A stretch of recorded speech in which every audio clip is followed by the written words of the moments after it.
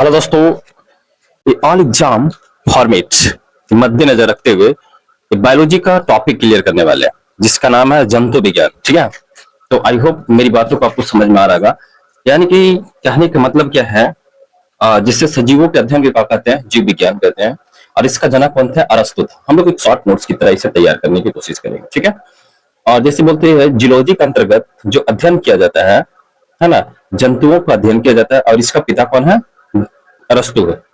और बोटनी के अंतर्गत किस चीज का अध्ययन किया जाता है? बोटनी के अंतर्गत जो अध्ययन किया जाता है पेड़ पौधे के अध्ययन किया जाता है, और इसका पिता कौन था? थियोफ्रेस्टस था। आई होप ये बात समझ में आ रही होगी आपको, है ना।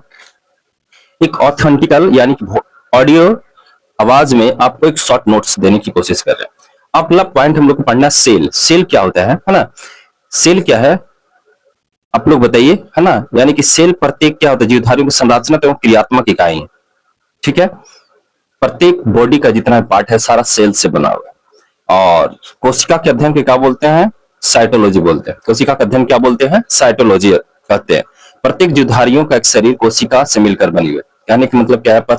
जितना भी जीव है सारा का बॉडी किससे बना हुआ है? सेल से बना हुआ है। सर्वप्रथम सेल का खोज कब किया गया था? 1665 ईस्वी में किया गया था। एक रॉबर्ट हुक नामक एक व्यक्ति था जो मृत कोशिका का खोज किया था, है ना। मृत मृत कोशिका को क्या बोलते हैं? नेफ्रोसिस भी कहते हैं। मृत कोशिका को क्या बोलते हैं? नेफ्रोसिस कहते हैं। ये बात समझ में आ गई होगी आपको। रॉबर्ट ब्राउन ने अपनी कोशिका संबंधी खोजों का वर्णन माइक्रोग्राफिया पुस्तक में किया। यानी कि रॉबर्ट ब्राउन एक व्यक्ति था, है ना। रॉबर्ट रॉबर्ट ब्राउन ने एक माइक्रोग्राफिया नामक पुस्तक लिखा है जिसमें क्या हुआ? कोशिका संबंधित खोजों का भी वर्णन किया। सर्वप्रथम जीवित कोशिका की खोज कब किया गया था? 1674 में किया गया था, और 21 व्यक्ति द्वारा किया गया था। एंटोनी वॉन ल्यूमेनहॉक द्वारा खोजा गया है जीवित कोशिका को, है ना। एक अदर क्वेश्चन पूछता है कि बताइए जीवित कोशिका का खोज किसके द्वारा किया गया? तो ल्यूमेनहॉक द्वारा। इसके फादर ऑफ बैक्टीरियोलॉजी भी इसको बोलते हैं, है ना। फादर ऑफ बैक्टीरियोलॉजी किनको बोलते हैं? ल्यूमेनहॉक को बोलते हैं। स्लाइडेन एवं स्वान किसके बारे में पढ़ना? स्लाइडेन एवं स्वान कोशिका सिद्धांत दिया था। स्लाइडेन एवं स्वान ने कोशिका सिद्धांत दिया। और शरीर कोशिकाओं का बना है। कोशिका शरीर की सबसे छोटी इकाई। कहने का मतलब क्या है? कोशिका क्या है? शरीर की सबसे छोटी इकाई को क्या बोलते हैं? कोशिका कहते हैं, है ना। स्लाइडेन और स्वान क्या किया था? कोशिका सिद्धांत दिया है। उन्हीं ने बताया था कि हमारा शरीर किससे बना हुआ? कोशिका से बना हुआ। सबसे छोटी कोशिका का नाम क्या है? माइक्रोप्लाज्मा। क्वेश्चन पूछता है कि सबसे छोटी कोशिका का नाम क्या है? माइक्रोप्लाज्मा। क्या नाम है भाई? माइक्रोप्लाज्मा। आई होप ये बात समझ में आ रही है। सबसे बड़ी कोशिका क्या है? तो शुतुरमुर्ग कंडा। शुतुरमुर्ग कंडा क्या है? सबसे बड़ी कोशिका है। आई होप ये बात समझ में आ गई होगी, है ना। सबसे लंबी कोशिका तंत्रिका तंत्र यानी कि ब्रेन या स्नायु कोशिका होती है। यानी कि सबसे लंबी कोशिका क्या है? तंत्रिका तंत्र, जो कहाँ पाया जाता है? ब्रेन में पाया जाता है ना। मानव की सबसे बड़ी कोशिका क्या होता है? यानी कि अगर पूछ दिया जाए कि बताइए मानव में सबसे बड़ी कोशिका क्या है? मानव में दो चीज आता है, मेल फीमेल दोनों आ जाता है। तो फीमेल का जो अंडाणु होता है सबसे बड़ा होता है, और तुम्हारा मेल का जो क्या होता है? शुक्राणु होता है, जो सबसे छोटी होती है। आई होप ये बात समझ में आ गया होगा। यानी कहने का मतलब है तो मानव की सबसे छोटी कोशिका क्या है? शुक्राणु। अगर मानव की सबसे बड़ी कोशिका क्या होता है? अंडाणु। आई होप समझ में आ गया होगा। तंत्रिका कोशिका में किसी प्रकार का विभाजन नहीं होता है। एक चीज जान लो, जो तंत्रिका कोशिका कहाँ पे आता है? ब्रेन में होता है। यहाँ पर क्या होता है आपका? विभाजन नहीं होता है। विभाजन क्यों नहीं होता है? आप लोग की बात समझ में, अब आगे बात समझ में आएगा क्यों नहीं होता है। क्योंकि देखो सेंट्रोसोम नहीं पाया जाता है ना। मस्तिष्क में सेंट्रोसोम नहीं पाने के कारण क्या होता है? आपको सेरेब्रम या फिर तंत्रिका तंत्र में विभाजन नहीं होता है ना। विभाजन नहीं होने की वजह से अगर किसी का ब्रेन में अगर चोट लग जाता है तो व्यक्ति का तुरंत मृत्यु होने का ज्यादा चांस रहता है। आई होप ये बात समझ में आ गया होगा, है ना। सबसे तेजी से कोशिका विभाजन कहाँ होता है? लीवर में। कहाँ होता है? लीवर में होता है। और इसका भार लगभग कितना होता है? 1.5 केजी के आसपास होता है। कितना होता है? 1.5 केजी होता है ना। चलिए ये बात समझ में आ गया होगा। अगला पॉइंट पढ़ना जीव द्रव के बारे में। जीव द्रव इसका खोज किसने किया था? पुरकिंजे नामक एक व्यक्ति ने किया। जीव द्रव कैसा होता है भाई? तो तरल गाढ़ा पदार्थ होता है। क्या होता है? तरल गाढ़ा पदार्थ होता है ना। कैसा होता है? तरल गाढ़ा पदार्थ होता है। हैक्सले ने जीवन का भौतिक आधार इसे बताया। हैक्सले नामक एक वैज्ञानिक है जिसने ये बोला है कि जीवन का भौतिक आधार होता है जीव द्रव। सभी जैविक क्रियाएं में इसी द्रव का अंदर होती है। जितना भी जैविक क्रियाएं होता है इसी द्रव के अंदर होता है। इसमें 80% भाग क्या होता है? जल होता है। पूछा जा सकता है कि बताइए जीव द्रव में कितना परसेंट जल होता है? 80% होता है। जीव द्रव का खोज किसने किया था? पुरकिंजे ने किया था। हैक्सले ने जीव द्रव का भौतिक आधार दिया था। क्लियर हो गया? ये लगभग 2 प्रकार का होता है। जीव द्रव कितना प्रकार का होता है? 2 प्रकार, कोशिका द्रव और केंद्रिका द्रव इसे कहते हैं। तो कोशिका द्रव कोशिका को सूखने से बचाता है, यानी कि कोशिका द्रव का काम क्या है? इससे कोशिका को सूखने से क्या होता है? बचाता है ना। कोशिका भित्ति सेल्यूलोज का बना होता है। क्वेश्चन पूछता है बताइए कोशिका भित्ति किस चीज का बना होता है? सेल्यूलोज का बना होता है ना। केवल पादपों में ही पाया जाता है या पेड़ पौधों को सुरक्षा प्रदान करता है? कौन? कोशिका भित्ति है ना। जीवाणु एवं पादप में होती है, जिसकी कोशिका भित्ति पेप्टिडो ग्लाइडिन की बनी होती है। देखो जीवाणु और पादप की जो बनी होती है कोशिका भित्ति, वो पेप्टिडो और ग्लाइकेन की बनी होती है। बात समझ में आ गया होगा? कवक की कोशिका भित्ति काइटिन की बनी होती है। कवक की कोशिका भित्ति किस चीज का बना होता है? काइटिन की बनी होती है। आई होप क्लियर हो गया होगा बात, है ना। अगला इंपॉर्टेंट पॉइंट आप लोगों को बताने वाले कोशिका झिल्ली के बारे में। किस चीज के बारे में बताने वाले? कोशिका झिल्ली के बारे में। यह जंतु तथा पादप दोनों पाया जाता है। जंतु तथा पादप में पाया जाता है क्या? कोशिका झिल्ली। कोशिका के अंदर सभी अवयवी इसी झिल्ली के अंदर होती है। कोशिका के अंदर जाने वाले पदार्थ को नियंत्रण करता है कौन? कोशिका झिल्ली।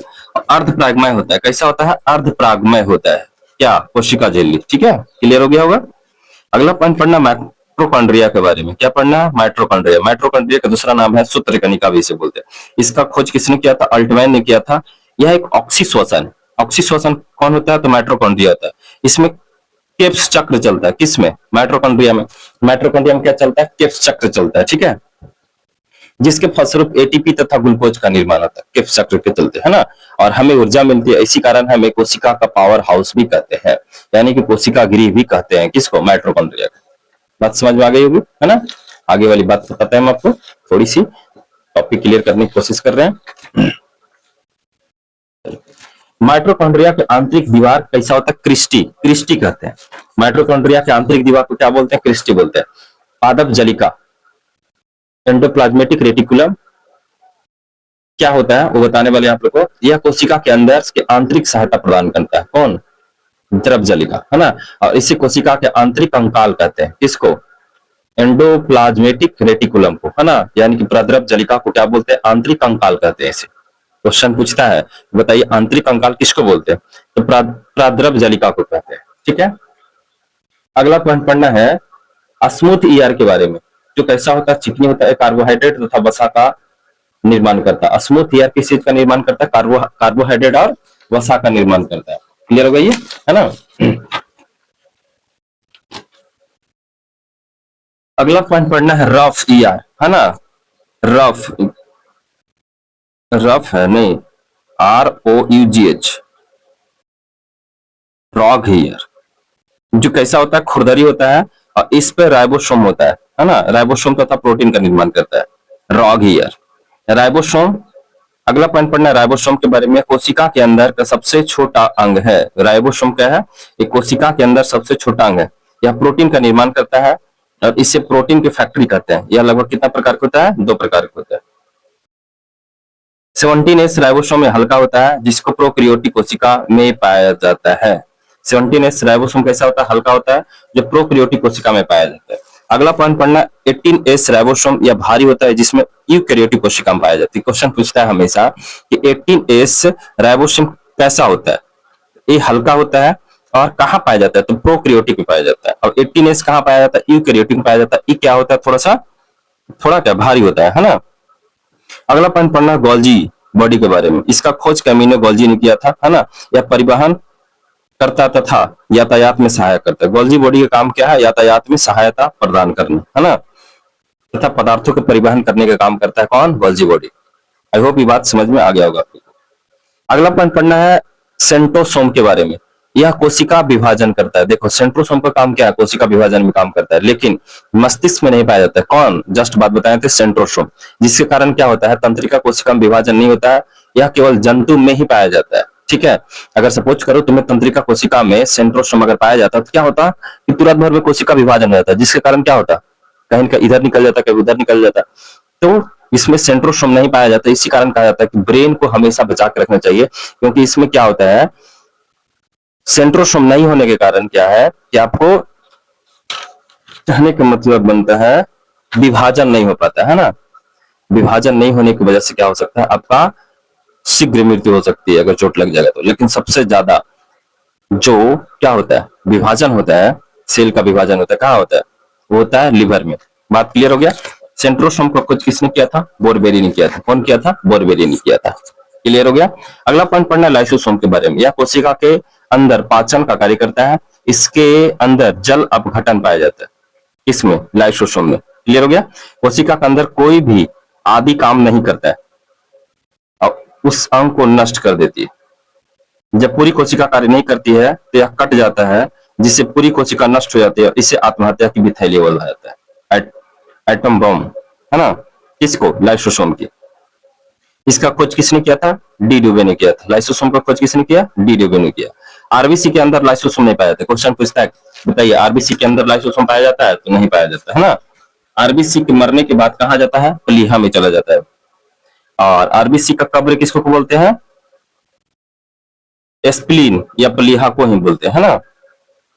अगला पॉइंट पढ़ना केंद्र के बारे में। केंद्र का खोज किसने किया, रॉबर्ट ब्राउन ने किया। किसने किया, रॉबर्ट ब्राउन ने किया। यह कोशिका को नियंत्रण करता है और इसे कोशिका का दिमाग भी कहते हैं। इसको कोशिका का दिमाग कहते हैं। इसमें 80% क्या पाया जाता है, प्रोटीन पाया जाता है ना। 80% प्रोटीन पाया जाता है।